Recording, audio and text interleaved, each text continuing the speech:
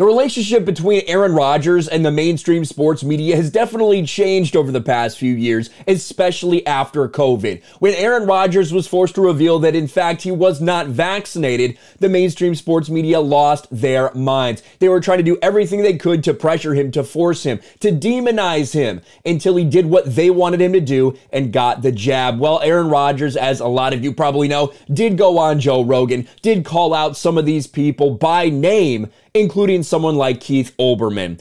Aaron Rodgers jabs Keith Olbermann during Joe Rogan podcast experience. I lost the majority of allies I thought I had in the media. During a recent interview with Joe Rogan, Aaron Rodgers declared a line in the sand was drawn in the way he's been covered in the media. Predictably, Rodgers doesn't believe Keith Olbermann is on his side of the line. And here is the quote. Now, there is a video, a clip from JRE going around there that has some of this quote, but not the back end of it. So listen to this. I lost the majority of allies I thought I had in the media, Rodgers told Rogan. The good thing is it drew a real line in the sand, and everybody who wanted to jump on me and trash me did and showed their true colors. And very few people, in the media at least, stuck by me.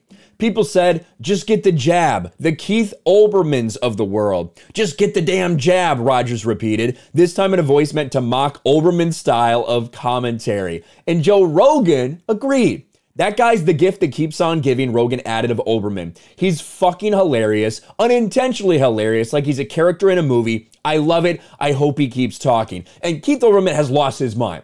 Keith Olbermann is a fucking lunatic. He always has been a political activist. We've known that.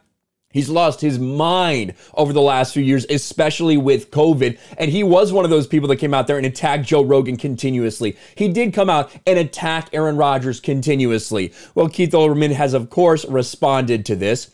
The funny thing is, Aaron Rodgers seems to think I was one of his allies in the media. Never met him. Haven't covered the NFL since 2009.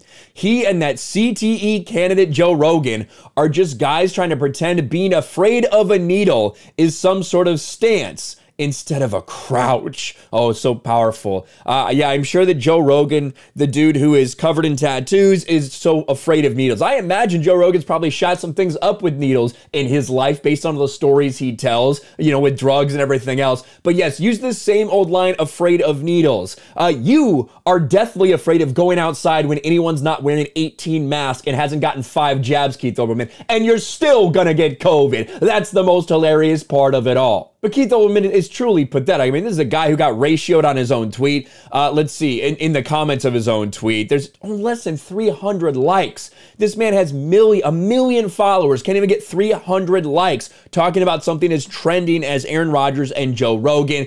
And then when you go to his feed, look, like he is desperate for people to watch his podcast that no one listens to. Look at this. They pinned this one 10 hours ago. Here's a tweet 28 minutes ago for the podcast, 58 minutes ago for the podcast, an hour ago for his podcast. What else do we have? An hour ago for his podcast. He retweeted this one from 10 hours ago for his podcast, retweeted for his podcast. That's all he's trying to do is push his podcast that's getting no interaction. 39 likes, 65 likes on 1 million followers. Keith Olbermann is truly a pathetic individual, and he's getting roasted once again by Aaron Rodgers and Joe Rogan. Let me know your thoughts about this in the comments below. Smash a like button, subscribe to the channel, ring the bell for notifications, share this video out there, and I'll talk to you later.